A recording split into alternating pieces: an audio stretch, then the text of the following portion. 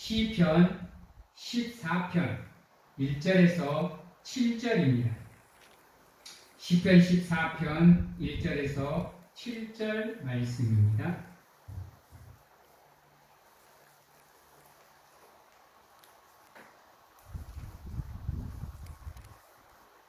시편 14편 1절에서 7절 말씀 제가 봉독해 드리도록 하겠습니다. 어리석은 자는 그의 마음에 이르기를 하나님이 없다 하는도다. 그들은 부패하고 그 행실이 가증하니 선을 행하는 자가 없도다.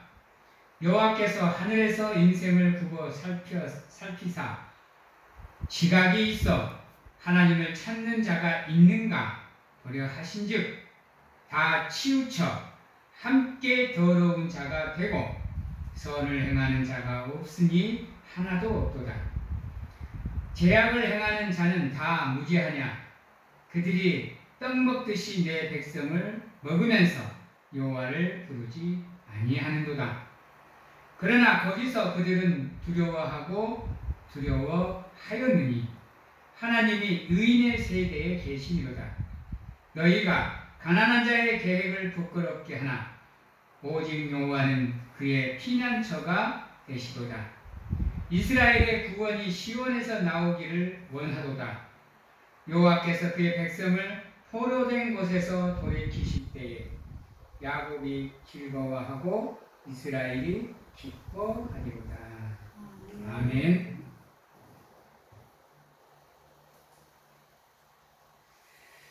사랑하는 성도 여러분, 오늘 성경에서는 어리석은 자가 어떠한 자인지를 확실하게 정하고 있습니다. 물론 어리석은 자를 여러 가지 측면에서 우리가 정의 내릴 수 있고 설명할 수 있습니다. 그런데 오늘 본문 말씀만큼 어리석은 자가 어떠한 자인지를 확고하게 정의해 주는 데가 그렇게 쉽지 않습니다. 여러분, 오늘 말씀에 어리석은 자는 어떠한 자라고 그랬죠? 1절에 보면 어리석은 자는 그의 마음에 이르기를 하나님이 없다 하는도다 라고 얘기를 합니다. 이러한 자가 어리석은 자다라고 얘기합니다. 여러분이 지금 삶을 살고 계시는데요. 인생을 살아가고 계시는데 여러분들은 어리석은 자입니까? 아니면 지혜로운 자입니까? 여러분들이 생각하기에 여러분들의 삶은 어떻다라고 판결할 수 있겠습니까? 한번 생각해 보셔야 됩니다. 정말로 중요한 겁니다. 지금 내가 내 삶을 바라봤을 때 내 삶의 모습은 어리석은 자의 모습인가? 지혜로운 자의 모습인가? 한번 깊이 있게 통찰해 보셔야 됩니다. 그렇지 않으면 지금 내가 어리석은 자의 길을 걷는지 지혜로운 자의 길을 걷는지 알 수가 없습니다. 또한 그것을 통찰하시고 점검을 하시되 내 기준이 아닌 하나님의 말씀에 입각해서 여러분들의 삶을 통찰하셔야 됩니다. 왜냐하면요, 인간은 자기에게는 정말로 관대한 존재이기 때문입니다. 남에게는 정말로 엄격할 정도로 엄한 존재가 되는데 희한하게 자기에게 대해서는 정말로 부드러운 존재입니다. 모든 것을 다 이해하려고 해요. 될 수 있으면 그 모든 것을 합리화시켜서 자기는 의인화를 시키기가 됩니다. 근데 남의 잘못은 조그만한 거라도 극대화시켜서 죄인을 만들어버리는 거예요. 여러분들은 여러분들의 삶의 모습을 보면서 어떻다라고 생각을 하십니까?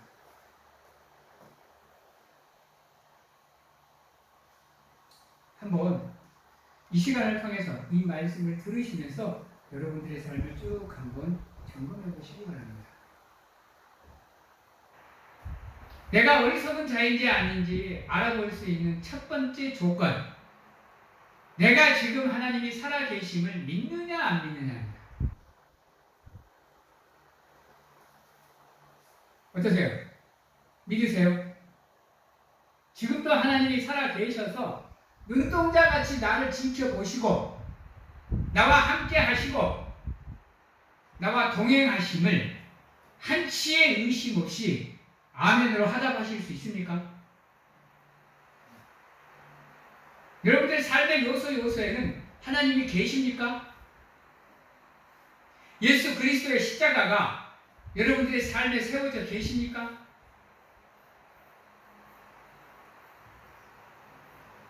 나는 하나님이 없는 것처럼 살고 계십니까? 한번 돌아보셔야 됩니다. 이제 멀지 않은 것 같아요. 예수 그리스도가 예언한 때가 이제 멀지 않은 것 같습니다. 더 늦기 전에 여러분들의 삶을 요소 시시때때로 점검하시는 가운데 더 이상 하나님의 말씀에서 벗어나지 않는, 될 수 있으면 하나님의 은혜의 자리에 머무는 귀한 삶을 살아내실 수 있는 우리 사랑하는 성도님들이 되시기를 바랍니다.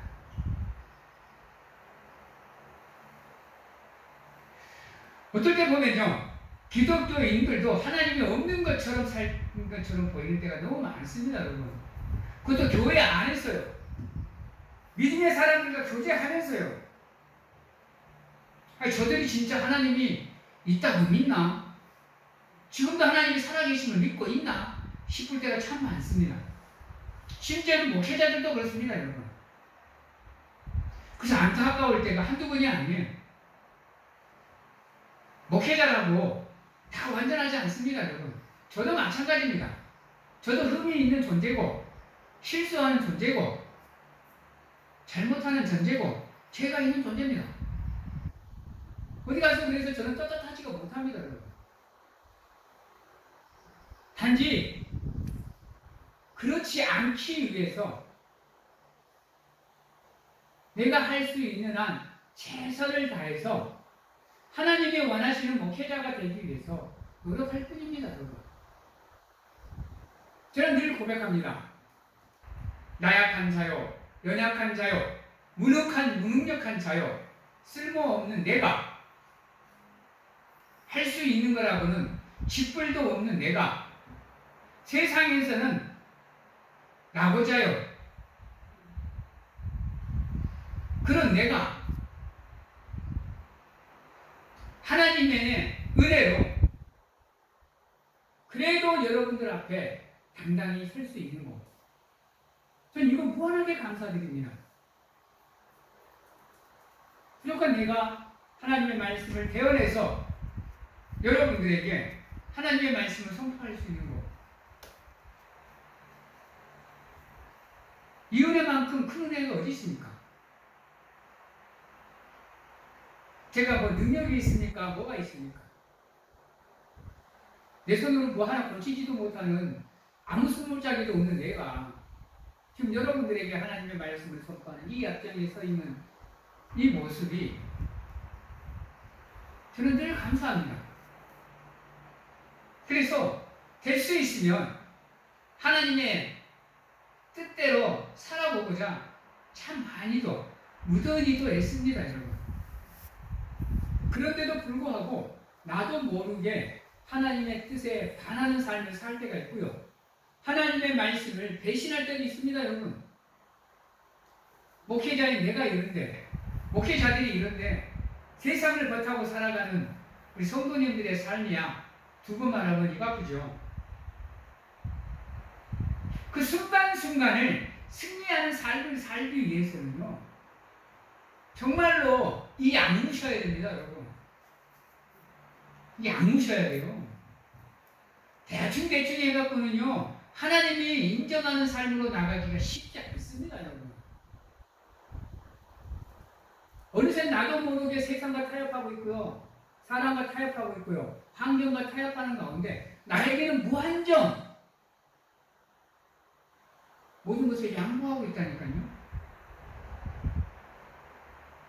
한번 여러분들 삶을 한번 보십시오. 그런 적이 한두 번인가요? 아니 매 순간 나에게는 상당히 부드러우실걸요. 죄를 지어도 그래 그럴 수 있어. 뭐 한 번쯤은 뭐 은혜로 넘어가는 거지 뭐. 하실 때가 한두 번이 아니실걸요? 안 그런가요? 저도 있잖아요. 제가 잘못한 거 될 수 있으면 인정 안 하려고 합니다. 나는 그래도 남의 충고를 잘 듣고 남의 충고를 듣는 것을 이렇게 싫어하지 않는 성격임에도 불구하고요. 내가 내 죄를 인정해내는 게 쉽지 않더라고요, 여러분. 내 잘못을 그래 이건 잘못이야. 그래 이건 실수야. 그래 이건 죄가 돼. 라고 인정하기가 쉽지 않아요. 어떻게든지 나를 합리화시키고 변명하고 핑계대고 그렇더라니까요. 여러분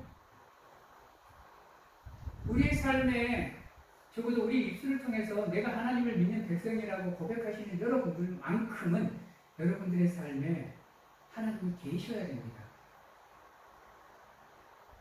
하나님이 계셔야 여러분이 여러분들의 삶을 그 하나님이라는 법법으로 유심히 살펴볼 수가 있어요. 그러지 않고는 우리는 우리의 삶을 깊이 있게 통찰 못합니다. 여러분. 누가 장담합니까?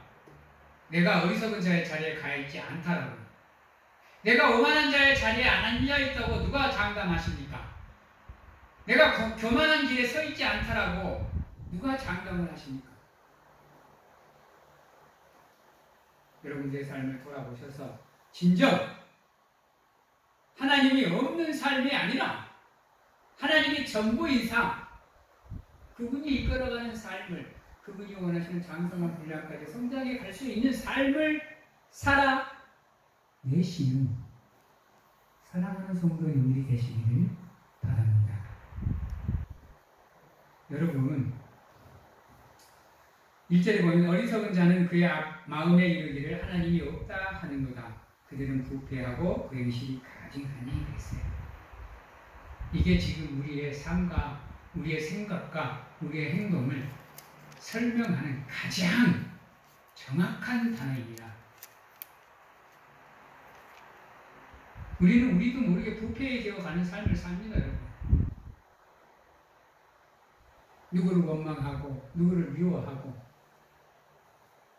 하나님을 믿노라 하면서 하나님의 말씀에 불순종하고 내 뜻대로 하고 내 생각대로 하고 바꿔야 됩니다 해도 못 바꾸는 지금 우리의 모습이 이 모습 그대로입니다. 이대로인데 다른 게 없습니다. 그러다 보니 뒤에 나오는 선을 행한 자가 하나도 없습니다. 왜? 우리 마음에 하나님이 안 계시니까. 없으니까.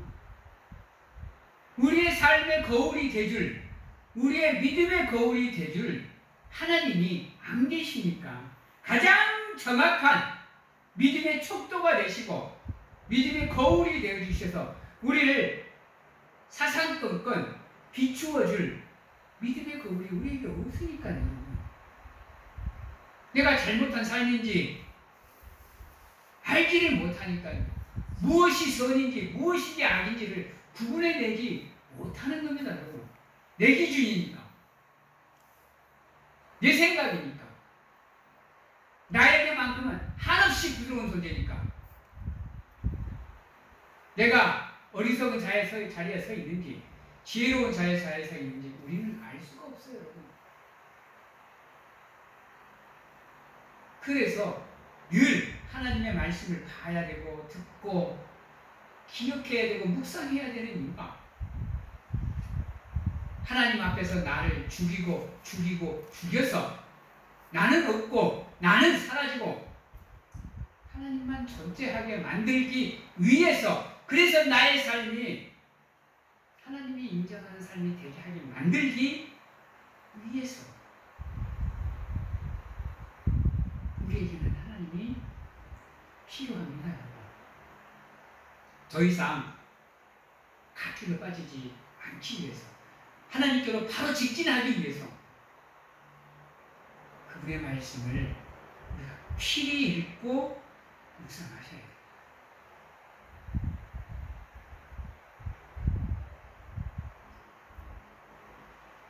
2절에 보면 이렇게 얘기합니다.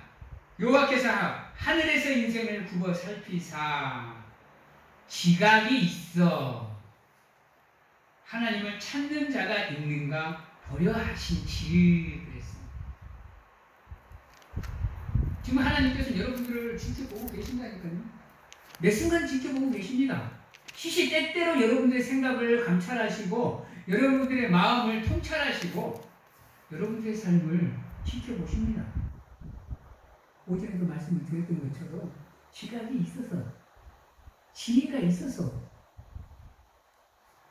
하나님을 찾고 또 찾는 자가 있는지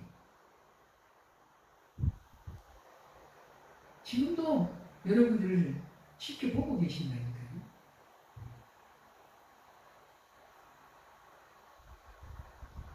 여러분, 우리가 하나님을 찾지 않으면, 그분께 구하지 않으면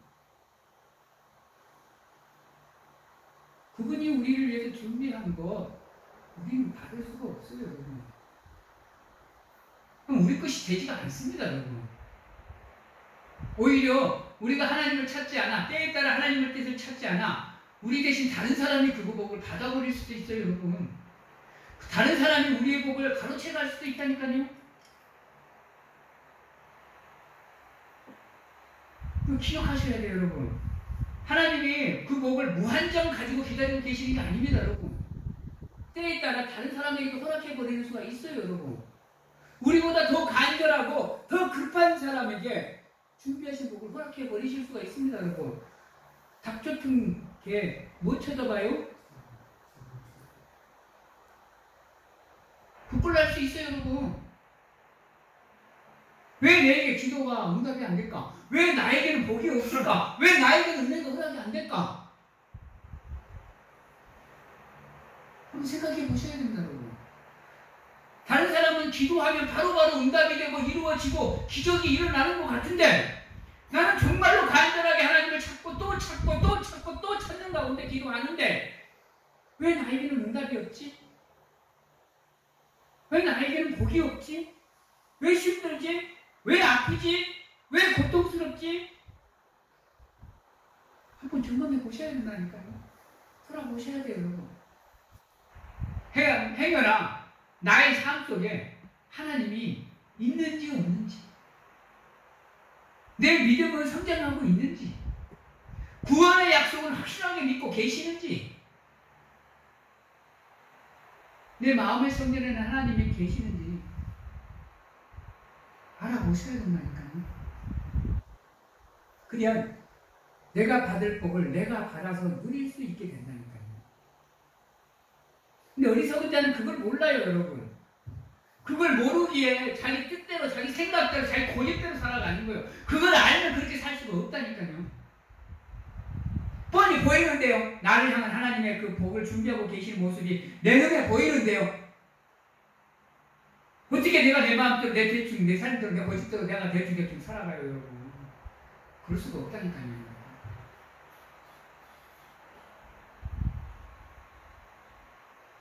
예배를 드리는 것에 있어서도, 기도하는 것에 있어서도, 예물을 드림에도, 찬양을 함에도, 헌신하고 봉사하는 것에도 한 번쯤은 여러분들의 삶 속에 그 하나님이 있는지 살펴보셔야 돼요. 어디서 가장 느낌 마셔야 돼요.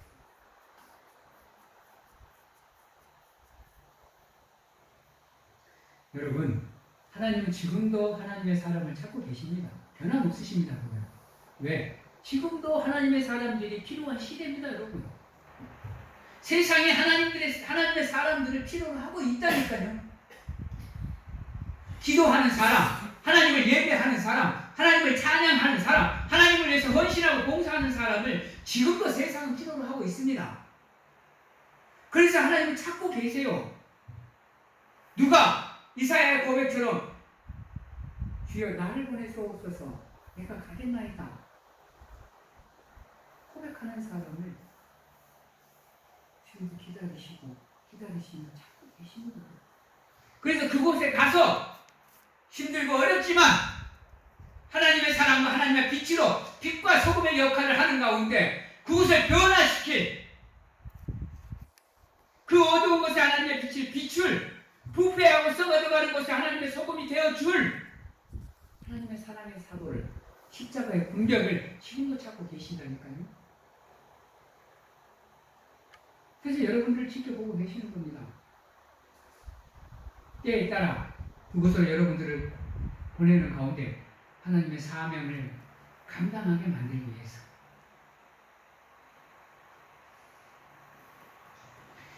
하나님께서 아무리 찾아봐도 하나님을 찾는 지각이 있는 자가 없네. 지혜로운 사람이 없어요. 여러분들을 목양하는 목회자로서 간절하게 권면하옵기는 그 한 사람이 그 하나님을 찾는 그 사람이 바로 여러분들이 되시기를 주님의 이름으로 간절하게 축원합니다. 되십시오 여러분. 되실 수 있습니다 여러분. 누구나 다 선택받으실 수 있어요. 하나님을 믿는 믿음으로 믿음의 자리에 서 계시기만 하면 여러분들은 충분히 하나님의 나라를 건설하는 영웅이 되실 수 있습니다. 은혜의 사자가 될 수 있고요. 축복의 사도가 될 수 있으셔요 여러분. 왜 그것을 거부하고 계십니까? 되실 수 있는데요. 하실 수 있는데 왜 안 하고 계세요? 왜 안 하려고 하십니까?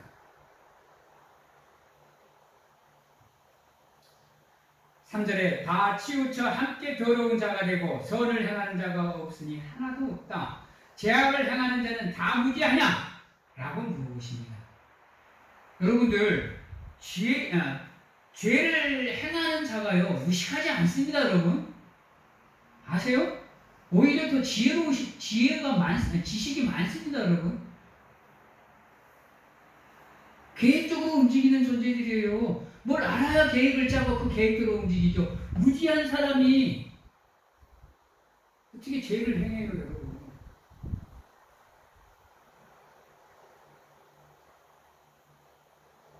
범죄한 자들이 다 무식해서 범죄하는 게 아니에요 여러분. 지금 세상에 보십시오. 죄 짓는 사람들이 얼마나 똑똑한 사람인지요. 얼마나 많이 배운 사람들인지요. 무식한 사람은요 사고도 안 쳐요 여러분. 무지한 사람은 사고 칠지 모른다니까요. 근데 배우고 아는 인간들이 사고 치고 죄 짓는 거예요 여러분. 사기꾼이 무지하면 사기 칠 수 있어요? 한번 생각해 보셔요. 지혜가 없어 무너지는 게 아니라니까요. 지식이 없어 죄를 짓는 게 아니에요 여러분. 뭐가 없으니까? 하나님이 없으니까. 지혜가 있어도 그걸 올바로 사용을 못하니까 실수하고 잘못하고 죄를 짓는 거예요. 그래서 어리석은 자예요 여러분. 다른 것이 어리석은 자가 아니에요.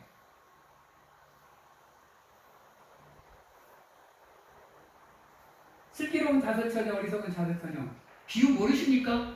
어리석은 다섯처녀 아무것도 몰라요? 아무것도 몰라서 아무 준비를 안 해요? 아니잖아요. 알고 있잖아요. 그럼 문제는 뭐예요? 게으르잖아요. 미리 준비하는 게 아니라 닥쳐서 준비하려고 게으름 피우다가 결국 신랑이 오는 그때에 인자사 준비하려고 하니 그게 됩니까? 그 어리석은 처녀들이 무지한 자입니까? 무식한 자들이에요? 한번 생각을 해보셔야 됩니다.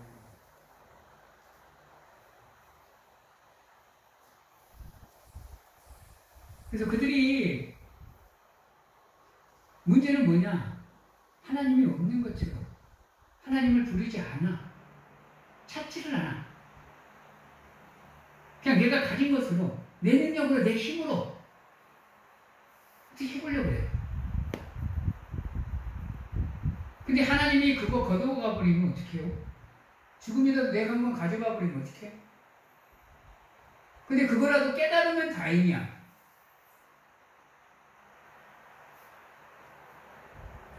사랑하는 성도 여러분, 지금 여러분들이 살아가는 거 내 능력인 것처럼 내 힘인 것처럼 그렇게 생각되고 그렇게 느껴지실지 모르겠지만요, 단 한순간이라도 하나님이 여러분들의 생명을 건져가면요, 여러분들은 그 순간 여러분들의 삶이 끝난다는 걸 아셔야 돼요. 여러분,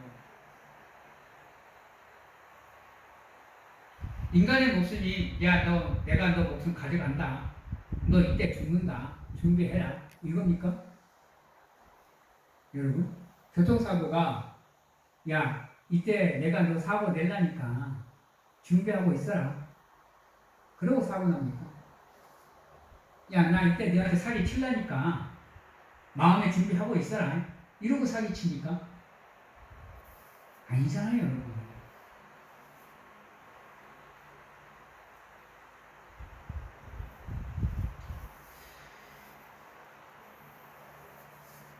5절과 6절에 보면 이럽니다. 그러나 거기서 그들은 두려워하였으니 하나님이 의인의 세대에 계시니로다.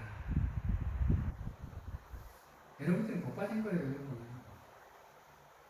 죄인된 삶을 삶에도 하나님이 믿음 하나로 여러분들을 의인이라 칭해 주시잖아요. 그 은혜가 얼마나 큰데요. 여러분.